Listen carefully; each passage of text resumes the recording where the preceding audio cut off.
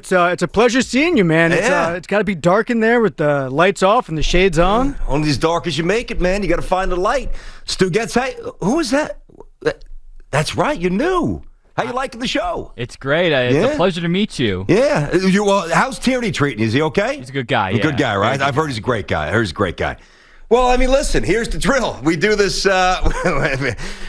every year now. I mean, the years are starting to pile up. Santa gave you the win-loss record.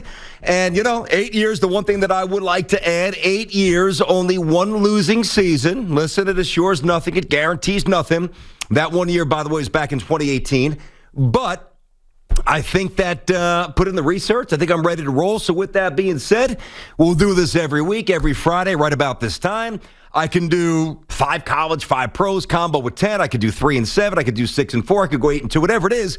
And obviously the object here is to make some scratch, to make some loot. We're not in the business to lose money, but I will warn you, be careful. When I say at the end, when BT says at the end of the show, be safe, sensible, and sane, be sensible when it comes to this. Week 1, just stick your toe in the water, get a little taste. Having said that, let's get some picks. Time to rock and roll. Hit it. Let's go. Place your bets, ladies and gentlemen. Every show makes picks, but this show actually makes picks that'll put money in your pocket. And we've got nearly 10 years of evidence to back it up. Buckle in and get your wallets ready as BT pops on his shades and becomes Sharp Tierney. Yeah, so we've hit a new level. We got Mr. T, we got Ice T, we got Sharp T now. Now, here is the deal. You have all the numbers. I don't need to be repetitive there. We've got 4 college, and we've got 6 pros. So let's start digging in. Number 1, Santa. Sharp Tierney is as good a patriot as there is in the country. He is incredibly patriotic. He loves the armed forces, which means we're going up to the Hudson Valley, home of the Army Black Knights, right? Army -6 over Western Kentucky, the Hilltoppers. Now, Army's laying the 6. Now, both teams are 1-0. Black Knights pasted Georgia State last week, which, by the way, I heard my man BT actually took that game against Georgia State in one of the legs of his round robin, which he knocked out 4 out of 4. So I guess Army treated BT pretty well last week. Now, the thing about this, okay, is that you got to look at trends, and sometimes you just got to trust what's spitting back at you. And the trend with Army that I absolutely love, they are 9-2 against the spread in their last 11 games. Now, they're going to run the football. That's what Army's not going to throw on you. But they've got some defenders. Andre Carter had 3 sacks a week. So, and by the way, the Hilltoppers, they beat somebody named UT Martin. I don't know. I know T. Martin. I don't really know the old quarterback. I don't know who UT Martin is, but I do know that I'm going to roll with the Black Knights of the Hudson Valley. Give it up. Army -6 over Western Kentucky. Win number 1. Boom. Nope. Okay. I was going to ask Stu Getz, do we have the cash register? We do. Attaboy. All right. Number 2, we're going to go with Florida and USF, the Gators. This is a lot of wood. Do you want to lay this kind of number this early in the year? Well, you know what? You do. If the Florida Gators are playing USF, 4 touchdowns, whatever. No more Kyle Trask, no more Kyle Pitts, no more Kadarius Toney with the Giants. It's okay. Doesn't matter. You know why? Because they're going to run. They're going to run it down. You throw 400 yards last week rushing. I know it was Florida Atlantic, the Owls, but USF, they are not good. USF is pretty bad, actually. USF averaged, ready for this? This is a paltry figure. They averaged 4.2 yards, not a rush, 4.2 yards a play last week. And here's the kicker. Obviously, Florida's very good, well-coached, elite talent, blah, blah, blah. They've got a quarterback rotation. They're playing 2 guys. That is a recipe to get absolutely waxed. I'm taking the Gators. I'm laying the heavy wood. 4 touchdowns, all good. Give me Florida. Boom. All right, how about Toledo? Now, I want to preface this. I think Toledo's actually pretty competitive. I'm not here to say that Toledo's a doormat that's going to bow at the altar of Notre Dame, but I do like Notre Dame in this game. Notre Dame's laying 16.5 points, and while Toledo is pretty good, as I mentioned, they're 1-0. Florida State obviously pushed the Irish about as far as you could be pushed without losing the game. I just like, you get inside of South Bend. I think you get the the rust out. And I think that the Seminoles kind of overperformed, and I think that the Irish underperformed. They had a couple of guys working in on the offensive line, including my good buddy Mark Spindler from my Detroit days, his son Rocco, a 5-star recruit on that Notre Dame Fighting Irish offensive line. So, for the third game, hopefully third win, I will take the Irish in a everything's not, well, for the most part, everything's non-conference. We're back to like the non-ACC, you know what I mean. Irish minus 16.5 over Toledo. Bang it in, Stugats. What do you got? All right, here's what I got. Boston. Where did my sister go to school, Samter? Where did my sister go to school? At the worst Boston school there is. Right down Let's go BU, baby. Right down the road from you. You went to BU. She went to BC. BC is playing UMass, same state as well. 37 points. You could just choke yourself out with that kind of number right there. 37. How the hell do you lay 37? Well, first of all, you do this. What did UMass do last week? They were awful. They scored 7 points against Pitt. They lost 51-7, and they allowed 600 yards offense. They got flat out, straight up gashed. Now, BC did what you're supposed to do against an FCS opponent. They shut them out. They beat Colgate 51-zip. Jeff Hafley's a pretty good head coach. I like what he's doing there in Chestnut Hill, even though the game is on the UMass campus, which is kind of odd. They were 6-5 a year ago. They played in their first bowl since 2017. They've got a very good wide receiver. Zay Flowers is the name. 56 catches for 900 yards a year ago. He had 7 in the first game with a touchdown. Give me BC Samter. This might be I don't know that Sharp Tierney's ever laid 37 points, but you know what? There's a first time for everything. Lay the 37. Bang, BC. All right, so those are the 4 college games. Let's get to the NFL, why don't we? 1 Eastern, Cards and the Titans, over-under. You got to incorporate some over-unders. You know I like to do that. Been very profitable, the Sharp Tierney, over the years. Over-under 51.5. Now, listen, I like the over here. Why do I like the over? Well, first of all, Tennessee, little stat for you. Stugats, you like stats?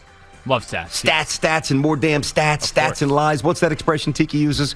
Well, here's a stat that I wouldn't be so quick to flush down the toilet. Tennessee has gone over in their games 16 of the last 21 times they played at home. Where's the game? In Tennessee. I believe it's called Nissan Stadium still. And listen, I don't need to, bang out too much commentary here. Why am I going over? Let's see. Kyler Murray, Ryan Tannehill, Derrick Henry, I don't know, Julio Jones, Christian Kirk. Everywhere A.J. Brown, there's players everywhere. That will lead to the over. Cards, Titans, over. 51 and a hook. Bang, over. All right, now this is a gut, and it's also a very nominal lay. And not a lot of points. It's a nominal number. You're laying 3 points, Falcons, -3 over Philly in Hotlanta, down in the ATL. You know what? I'm gonna just do something without dropping all the betting lingo and verbiage on you here. I'm just gonna go to something I pretty much said all summer. And I know people have tried to convince me otherwise. I'm not feeling Philly. I don't really trust Philly right now. And I think the Falcons will be competitive. They're going to score points. Got Matt Ryan, got Calvin Ridley, got Kyle Pitts, run the ball a little bit, decent O-line, new coach, new aura. Arthur Smith was a good hire there. Give me the Falcons, battle of the birds. Falcons fly slightly higher than Philly. Atlanta -3 over the Eagles. Boom. All right, now, when you do this and you pick 10 games, it doesn't always work. I gotta be truthful with my sports book out there. Stu Getz, by the way, did you sign up? Did you sign up for the Sharp Tierney Sportsbook? I did not yet, but I will have to. What the hell are you waiting for? We're in every state now. Come on now. But what you got to do is you have to find, and again, it doesn't always work, but find a game, a team that's really good and a team that's really bad. And even if the number's a little more than you want to swallow, right? And there's some unknowns, maybe a new quarterback, maybe a new head coach, opening week, fans will be pumped up. There's variables I cannot quantify right now. But what I can quantify is the recent road for both of these franchises. And the quick quantification would be the Niners are good, the Lions stink. Give me San Francisco -7.5. You want to be smart, shave it down half a point. You know that Sharp Tierney always advises shaving down the half a point if you can. Nothing worse than losing by half a point. Shave it down if you want. At Ford Field, give me the Niners big. This feels like a thumping. I'm going to throw a number out there for you. How about 34? I don't know, Samter. 34. Let me tap deep into the mind. 34-13, 37-17. Give me the Niners big. Lay the 7.5. Boom. This is going to be a fun game. Now, this, for the mere mortal, who tries to do this. He might try to stay away from this game. Ooh, I can't get a read on this game. Ooh, I'm scared of this game. Ooh, these are two good teams. I want to get two stiff teams. I can't mess around with these guys. Yeah, you can. You just got to be right. You got to read this properly. Colts +3, hosting Seattle. So number one, Seattle's, 2,600 miles away, maybe a little bit less from Indianapolis, but it's quite the ride across the country. Listen, we had Jonathan Taylor. There's something that we always subscribe to on the show, and that is the Tiki and Tierney karma, the mojo. You come on the show, think good things happen to you, unless, of course, you're our guy from last night, Michael Gallup, who was on the show last week and he got hurt. But usually it's pretty flawless mathematical recipe. You come on, you do well. Jonathan Taylor was on last week. By the way, listen, everybody's terrified about Carson Wentz. I don't know how he recovered from that surgery so quickly, but I like the Colts. I think that you can make first of all, they're home dogs, so I really like them. And maybe I'm overreading, and maybe I'm misreading this. A good team at home getting points against a team coming 2,500 miles away. Like, I don't see why I wouldn't take this, so I'm not going to overthink it. One Eastern kick, Colts, home dogs, give me Indy. Boom. I like to mix in at least one or two over-unders. I like to keep it fresh that way. And I got another over-under for you here. Vikings and the Cincinnati Bengals. The over-under is what? What's the over-under here? The over-under is 47.5. Believe it's at Paul Brown State. It is, right? Now, I don't love the Vikings. You guys know that. Tiki likes them a little bit more than I do. I think Zimmer's on thin ice this year. I'm not a huge Kirk Cousins fan. Justin Jefferson's a little bit banged up. Like that AC joint, he's play, but he's a little bit banged up.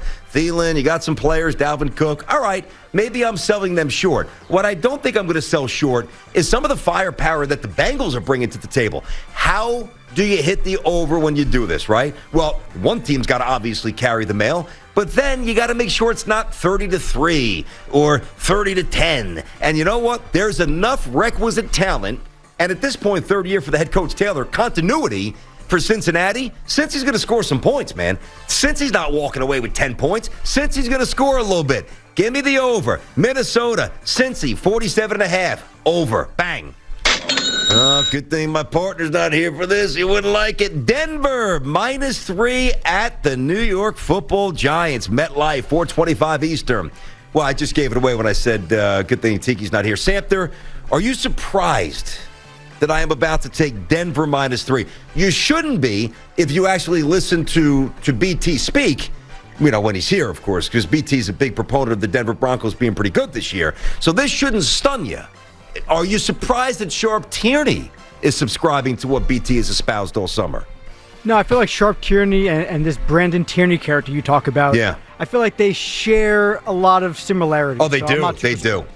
Both very talented, very perceptive. And they both like Denver. Denver -3 at the Giants. By the way, I think the Giants will be okay this year. I think the Giants will score some points. I think there's some weakness. Giants will look great.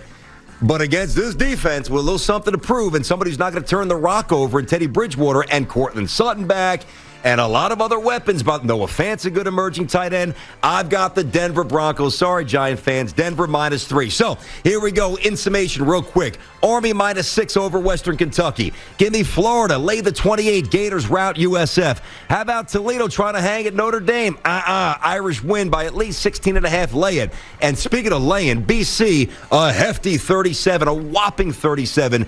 They will destroy UMass. Lay it with no hesitation. Cards Titans over 51.5. I'll take that. Falcons -3. They'll trip up Philly. How about the Niners -7.5 over Detroit? Detroit's going to have a rough season. Colts +3 at home against Seattle. Give me Carson Wentz and Indy over Vikes Cincy, almost 48. And Denver -3 over the new. All right, there you go. Sharp Tierney, week 1. NFL and collegiate picks. Santa's going to put those on Twitter. Good luck. Hey, we have fun with this. I say this every year. I usually do well for you, but be smart. I mean, be smart. Because you never know. A fumble, a bad call. Don't bet what you don't have. I'll always tell you that. Do not bet what you do not have. But if you're going to bet, take my bets. Thanks for watching. Make sure you like and subscribe, and don't forget to hit that bell to be notified when we drop fresh content.